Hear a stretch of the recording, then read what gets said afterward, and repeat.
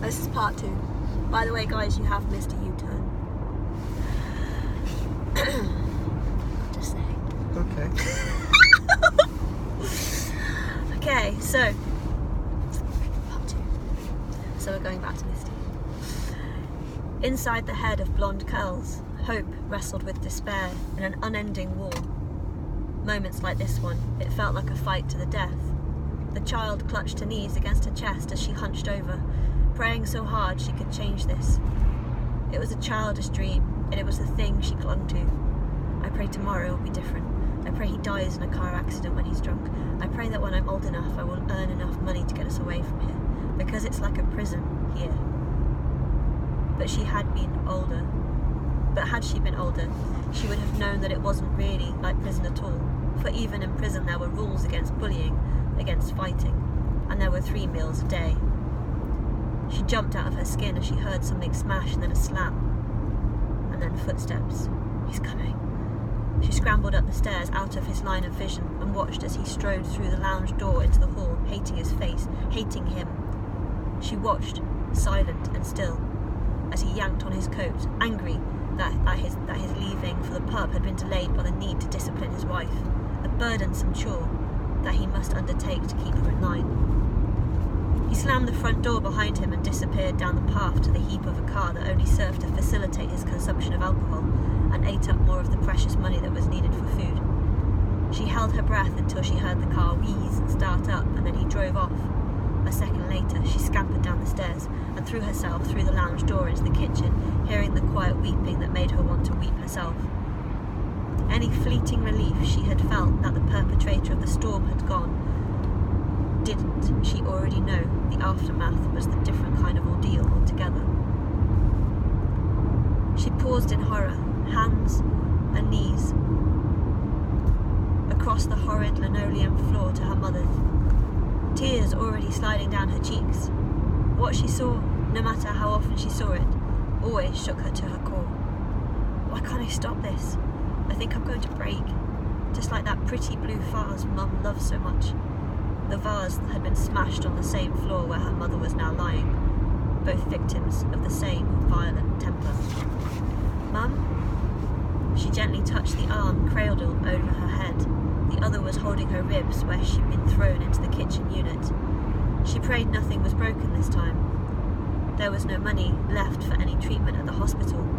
This was the reality of the overly populated, economically struggling small US town they lived in with no free medical services. Mum? Her tears dropped onto the bare arm already smeared with blood, and the arm moved, a little, letting her see her mother's face. She froze as she saw the W carved into her cheek. She didn't have to ask. She had heard the word whore hurled at her mother enough times. In his worst rages she had been called the same, despite being just a child. Thin arms reached out and she covered her mother with her thin body, doing her best to protect, to absorb some of the pain, to try and console the inconsolable. Her mother put one arm around her youngest daughter and held her as tight as she could, unable at that moment to move off the floor. She clung to the fact her daughter was there with her, felt the gentle hand that smoothed over her hair, but it was a caress a mother typically shared with a daughter, not daughter to mother, and she felt ashamed. I love you so much. It was the whisper of a child, not sure what to do to make it all better, and the woman silently thanked God for her. She slowly rose, once more, above her own traumatized state, knowing she had to be there for her child, that she had to ease some of the distress for her. I love you, my beautiful girl. Her words caused fresh tears to tumble down pale yet baby-soft cheeks, and they held each other, matching blonde curls in disarray as their heads pressed close together. She felt a small hand, with surprising strength in it, squeeze her a bit closer. The child could not get close enough. Her mother's arms were her favourite place to be. Come on, help me up and I'll get you some dinner. We can sort me out at the same time. The hand that cupped her cheek created a dark smear of blood, but that could not be helped. In truth, she didn't care. She wanted her mother's touch more than anything else. Where's your sister? In the wardrobe. She didn't have to think about the answer. She knew her elder sister would be there. had seen her run for the stairs the moment the first shrill cry of protest had rent the air. How many times had she wished her sister would give her some comfort, would help, but she always hid, had never come to the hospital once. Her sister did everything she could to ignore what was happening, having given up hope that things would change. But she knew really it was her way of protecting herself. Slowly her movements, so pained she might as well have been hit by a truck. The woman sat up, helped by willing hands that were more encouraging than they were truly helpful. The child hooked her mother's arm over her shoulders and with the help of the table managed to get her onto a chair. It was a hard, uncomfortable chair, and both knew it was little better than the floor. Immediately after, she reached for the kettle, stretching and reaching to fill it with water. With practiced ease, she jumped up onto the counter to get her to the top of the cupboard to bring down the first aid kit. Her litheness in heartbreaking contrast to the weariness of the mother sat mutely watching her daughter of just 8 years, her own 33-year-old body feeling like 80. She wondered for the 1000th time how much more she could take. The man she loved, had loved, probably foolishly still did love in some unexplainable way, had ruined her life and hurt her more times than it paid to remember.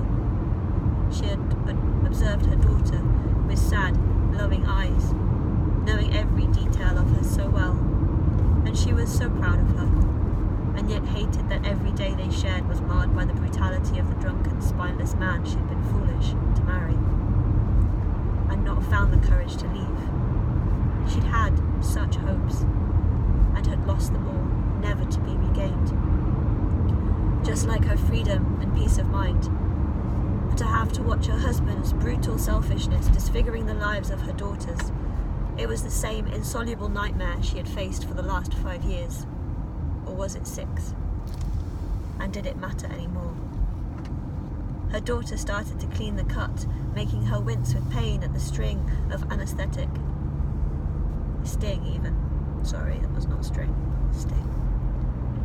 Knowing it would cost precious dollars to replace.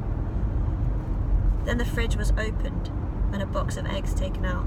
The frying pan was put on the stove and the familiar sounds of cooking began, the toast going in the toaster. Well, there should be bread, actually. Can't believe no one spotted that, Dad. There should be bread. The sizzle of oil, plates being fetched. She then eased her mother's hand from where she was clutching the faded summer dress she was wearing to undo the buttons to inspect the bruised skin.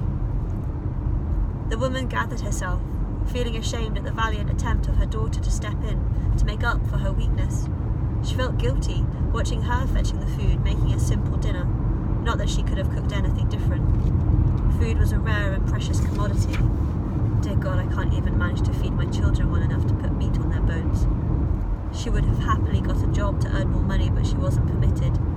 Knew she would face another beating for just suggesting it. Go fetch your sister. I will finish this. She took her daughter's hands and set them aside firmly but gently, not wanting it to be a rejection, but wanting to stand up and take the lead again. It was not for a daughter to do, to have to take control. The woman stood carefully, keeping hold of the chair as she watched with wide, worried eyes that were so beautiful, so unusual, soft indigo etched with concern. Wash your face and then come down and set the table. Your sister can pour everyone a glass of milk. The girl did as she was asked, but with the reluctance that made her mother's heart swell with love. Such a strong child. God, what will happen to us? The woman took a breath, trying to hold the emotion in. She washed her hands in cold water. They rarely had hot water, trying to get rid of the blood with a flare of angry determination. She went to the stove to check the eggs, exchanged the toast in the toaster for another 2 slices of bread. She looked at the loaf. It was meant to last another 2 days, but she was sick of knowing she and her children were going to bed hungry. She got out another 2 slices, deciding she would find a way to make it last. Maybe dip into the secret pot of change she had hidden for emergencies. Usually it paid for taxis to the hospital, and then the treatment. Or if she could, a present at Christmas or on a birthday. A sob of despair escaped as she realised there was nothing to go on the bread. No cheese, not even a scraping of butter. and there was no one she could turn to for help in this town, even if anyone was willing to listen. Her husband would half kill her if he thought she had sought advice from anyone else. She was so utterly, desperately alone. Somehow she forced a smile onto her face as she heard feet on the worn 30-year-old linoleum floor. Her daughters arrived, the taller, darker-haired girl just as thin, her face haunted with fear, eyes apprehensive at seeing her mother, or rather, the state she had been left in. The atmosphere was unbreakable, unbearable. "Cassie, can you get the drinks? This will be ready soon." For her children, she would pretend everything was normal, that there wasn't still a dribble of blood seeping from the